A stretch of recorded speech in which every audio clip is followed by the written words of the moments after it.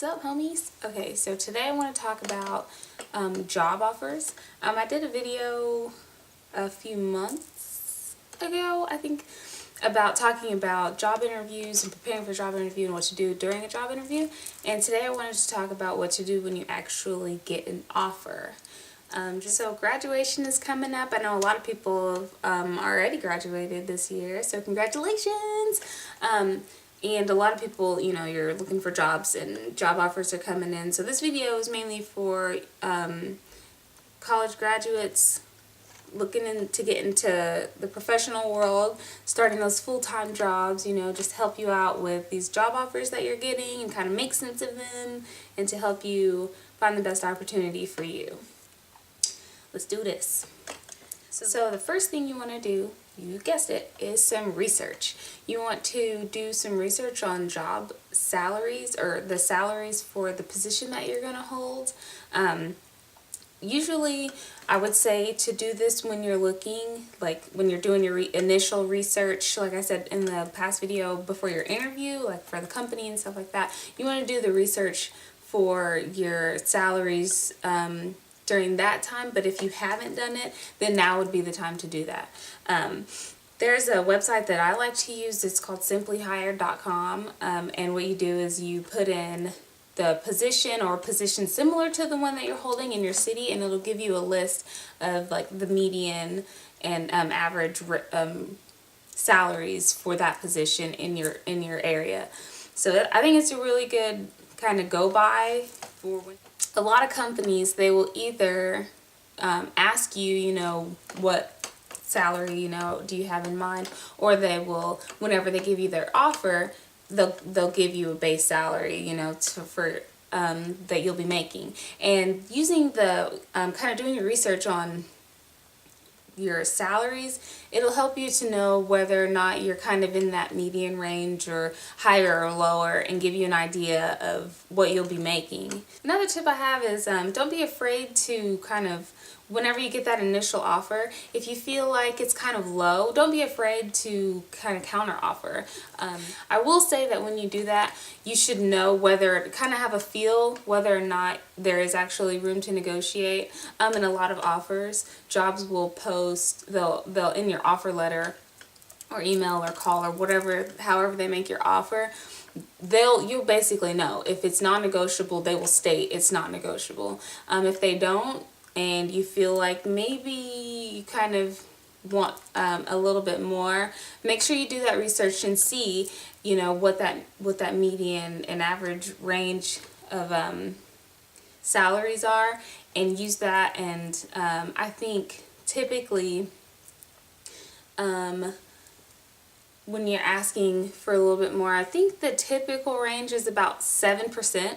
Now that's an average, and I think it's kind of a good, I think it's a good go by for when you're typically asking for more. I think it helps you to not get too like crazy out there when you're asking for more. Like for example, if a company they offer you $50,000 to start, you know, if you're in an entry-level position, and you come back and you're like, you know what, I think I'm worth a lot more. How about you give me $80,000 and I'll start?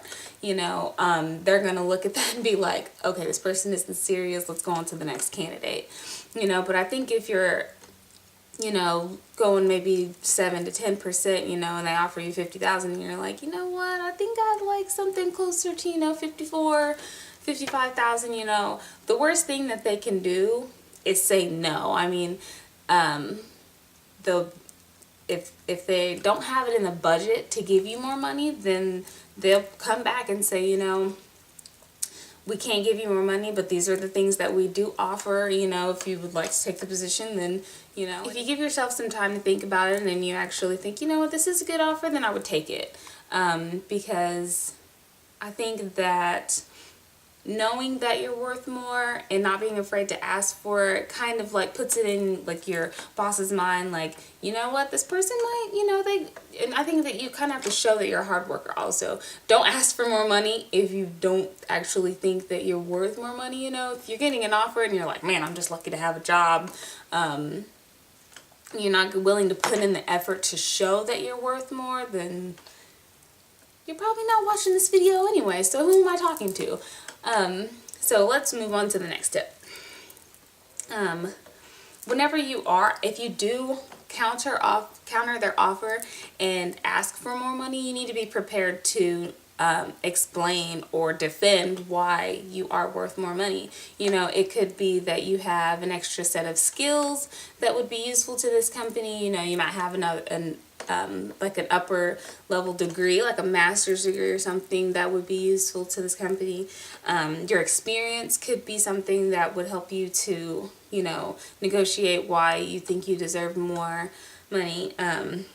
So I would just, you know, if you are preparing to kind of try to up that offer, I would be prepared to defend it or explain it, you know, because if someone, you know, if I'm a hiring manager and I give someone an offer and they say, you know what, I think I want more, I'm gonna be like, you know, well, why?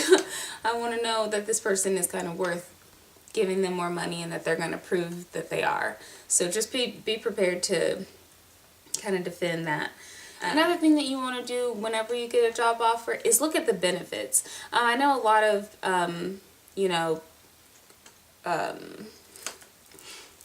know a lot of recent graduates, you know, when you get out of school and you get a job offer, they're just like, woo, money, let's do it. I'll take it. You know, I think it's really important to look at benefits, you know, as a young person in your 20s, you know, you're not really thinking about like 401k and retirement and stuff like that, but it's really important to start thinking about now. Just looking at the benefits, the 401k packages that your job offers, whether or not they have, you know, employer contribution matches. A lot of employers, they will match a certain percentage of your 401k, which is when you're 65 and getting ready to retire, then yeah, you're going to be really happy that you have that. So I would pay attention to that. Just looking at the different plans that your company may offer. Another thing to think about is paid time off or PTO, just to see, you know, how many vacation days that you'll be getting, just to make sure that you're getting the best package that you can. That might be something else that you could negotiate, you know, or that a company might come back and say, you know, well, we can't give you more money, but these are how many, you know, we have this incentive package, you know, with this many days off, and, you know, you don't think about it when you're kind of starting a job, but those days off become like gold. So I would really pay attention to that and make sure that you know that you're getting the best that you can out of it. Another thing to think about is healthcare. The health insurance plans that your job would offer, I would try to, you know, kind of do some research and find out what those are too, because you know, with the new healthcare, you could actually, the healthcare that they offer could actually, you know, sometimes it could be more expensive than what you could get with the healthcare exchange. So I would definitely look into that. And these things are most important if you are looking at multiple job offers. It's really important to compare these things. Like, sometimes, you know, if you're getting a little bit more money from one company, but their benefits are not that great, and, you know, you don't feel that it's very much worth it, it might be a better idea to go to this other company where you're just getting a little bit less, but the benefits are just, you know, they're great. Some companies, you know, talking about healthcare, some companies pay for their employees' health insurance, which is like, you know, it's a big expense. So if it might be worth it to take a little bit less pay or a little bit less vacation time to get that added bonus of not having to pay, you know, $200 or $300, however much dollars, you know, out of your paycheck or each month for health insurance. So that's definitely a thing to look at. Another thing, if you are dealing with multiple offers from companies, don't be afraid to ask for a little bit more time. If you're waiting on an offer from one company and you, a lot of times when one company gives you an offer, they'll set a deadline for you to respond to it. And if you're waiting on another offer, and it hasn't come in yet and you're getting close to that deadline, don't be afraid to ask for more time. Because again, the worst they can say is no, and then you'll know that you just need to make that decision. But if not, then you can have that a little bit more time to kind of think it over and make the right decision for yourself. Also, when you're doing these things, ask around, ask your friends, ask people that you go to church with, or your family members, or just talk to them about their experiences with job offers and interviews and stuff like that, because that's like the best advice you can get is through just talking to people. I think it kind of makes you more comfortable with interacting with employers and with job offers and stuff like that. Just familiarizing yourself, I think it really helps. Knowledge is power, so I would just try to gain as much as I can to just help yourself out when you're dealing with job offers and stuff like that. Thanks a lot for watching, guys. Hopefully this video was informative and helped you out with your job offers that you're receiving. Just remember, do your research, compare those benefits, and communicate with those companies. And I will see you guys in the next video. Bye!